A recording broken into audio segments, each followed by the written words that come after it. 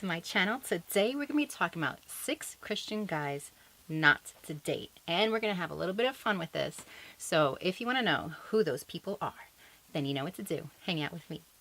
Alright, like I said, we're going to have a little bit of fun with this, so if you happen to hear your name, I don't know who you are, or I might know who you are, and I'm not saying that this is what you do or this is who you are, but these are just examples and funny names to kind of coincide with the trait or character that you don't really want to align yourself with.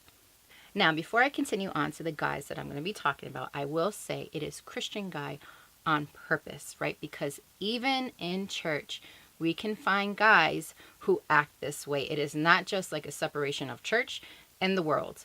We are all sinful. We all have crazy nature within us, right? But the reality is when we have a relationship with Jesus Christ and we're truly working on who we are, there's going to be certain fruit that we're going to see. All right. And again, we're not perfect, right? We're all going to have some little something within us, but these are extreme cases. These are people who have just no balance in their life whatsoever. They're not trying to work on it. They're not held accountable to anybody. People are excusing it, and they just think that, hey, this is how I am. Either accept me or don't. So we don't want to accept it. This is just my advice to you, because I have either been in relationships with like these people, or I have seen people, teens, go through these kinds of relationships. And trust me when I say it is not fun. All right, so let's go ahead and see who these people are. The first guy we don't want to date is every week Ethan. Now, this is the guy, and I think you know who I'm talking about, where every week he got a girl, a different girl. You know, this week he has this girl, that week he had that girl, or then the next week he goes back to that girl. This guy is all over the place, okay? He's not committed to one person. He's probably just checking off names off a list, and you don't want to be one of those ladies. So if every week Ethan comes up to you and wants to date you, why don't you give it some time if you feel like you're interested, right? Give it some time and see if he's actually committed to dating just you, or does he move on if you say no? So again, we want to avoid every week Ethan. Christian guy number 2 that we don't want to date or avoid dating is Flirty Felix. You know who this dude is. That's right. He's flirting with this person and that person and your best friend and her best friend and this best friend and your cousin, first cousin, mother, pastor's wife, sometimes awkward. He will flirt with whoever. Now, you can say, oh, but he's just being so nice and he's just so friendly. Friendly is a nice word for flirty. And when you like somebody, sometimes we put on the rosy colored glasses and we want to make it seem like, oh, it's really not that bad. But again, you got to think about it in the context of this is somebody you're investing your time in, or that you want to get to know and hopefully eventually marry. So would you want your husband flirting with everybody? I'll answer that for you. The answer is no. Okay, you don't want Flirty Felix all up in your marriage, flirting with this person and that person, and it gets awkward. It's not a trait that you want from somebody that you're going to date, because you know what? Excuse me. It brings up, you don't feel like you trust this person around anybody. And why would you want to put yourself in that position? You know what I'm saying? Like, there's already enough against a marriage. There's already enough against a relationship. You want to go out there with a nice firm foundation. And that's not what Flirty Felix. The third Christian guy we don't want to date is Party Hard Pablo. Now you know who he is. This is the dude that knows where all the parties are at. And when he's at the party, he's drinking, he's doing drugs. He knows how to get things. He knows how to ask people to get liquor if he's underage. He knows what house to go to where there's no authority figures whatsoever. And he just parties all the time. That's just so either he's hosting it or he knows who's hosting it.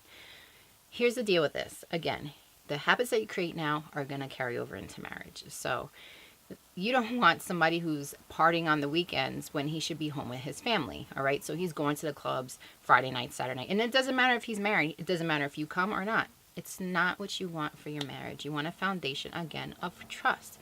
You want somebody who's going to be present in your life, right? You don't want to be constantly wondering who he's with or who he's dating. And honestly, in clubbing situations, in party situations, when you're under the influence of either alcohol or drugs, anything and everything can happen, okay? So he can end up being with somebody that he was not supposed to be with, or just himself. He's harming himself, and he's bringing these really bad habits into a relationship.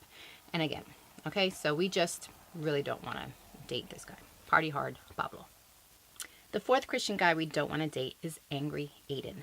That's right. The Bible talks, and you can look up scriptures on anger and how anger is just so destructive. And honestly, it is not a fruit of the Spirit. Fruit of the Spirit is self-control, part of it, I should say. All right, so if he's explosive, if he's constantly breaking things and damaging things and, you know, so uncontrollable, you never know when he's going to get upset or what's going to trigger his anger or what relationship he's going to destroy in its path. We don't want to be with angry Aiden, okay? Because then that anger will start to reflect on who you are, and it'll also be directed to you at some point. So, again, we want to avoid angry Aiden. Okay, Christian guy number 5 we want to avoid, and this is intimate Isaac. Now, who is this intimate Isaac? I will tell you. He is someone that has sex with everybody. Let's just put it plainly, okay? Either he has sex with them or he's had some sort of intimate relationship with them that is just way beyond what's appropriate, okay? Remember, this is True Love Waits. Purity is in all levels, and it just does not have to do with just sex. I mean, purity is at all levels. And with intimate Isaac, he goes beyond those boundaries, or he's able to smooth talk girls into doing more than they normally would. And a lot of the times what I've noticed with these kind of guys is that you're just another notch on his belt. You're just another name on his list that he's wanting to cross off for either his ego or, you know, to show other people, look, this is who I've had. Whatever the case may be, we want to avoid intimate Isaac. Christian guy number 6 that we want to avoid dating, and that is can't decide Cameron. Do you know who this person is? This person cannot decide if he wants to be your friend, if he wants to be your boyfriend, or if he is your boyfriend. Are you super serious or not really serious? Or are you talking? Are you not talking? Are you dating? Are you not really dating? This guy cannot decide. And what does the Bible say? It says, let your yes be yes and your no be no, because everything else is evil. Why does the Bible say that? Because when you're in this in-between place, right? Anger comes up, bitterness, confusion, all these things that are literally not from God. I'm sorry, they're not from God. Wondering all the time, well, is he interested in me? Is he not interested in me? It's just not fair to the other person. So we want to avoid can't decide Cameron. Like, you need to know, are you going to be in a relationship with me? Are we headed in this direction or not?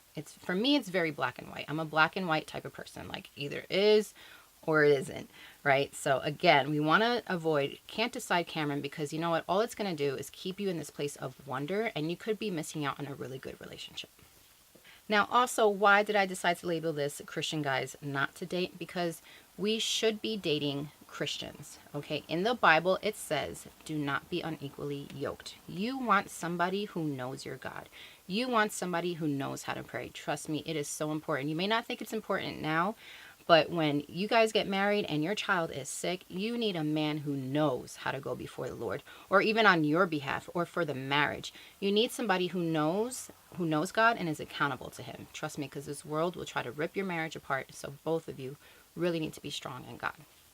All right, y'all, so that's the end of this video. Let me know in the comments below if you have experienced any of these guys in your life, or guys, if you have experienced any type of these girls in your life. So, remember to give this video a 2 thumbs up if you like it. Please share it so any ladies will understand either I'm in this situation and I need to get out of it, or whatever the case may be. Preventative. You know what I'm saying? So if this has blessed you, please share it with somebody else so they can be blessed so they can be blessed also. Yeah, that's it. All right, y'all. I love you so much. Remember to subscribe if you haven't. If I haven't said that already, I don't know if I did. Maybe. Anyway, subscribe if you haven't, so this way you're updated with all the new videos. Love you so much, y'all. Bye.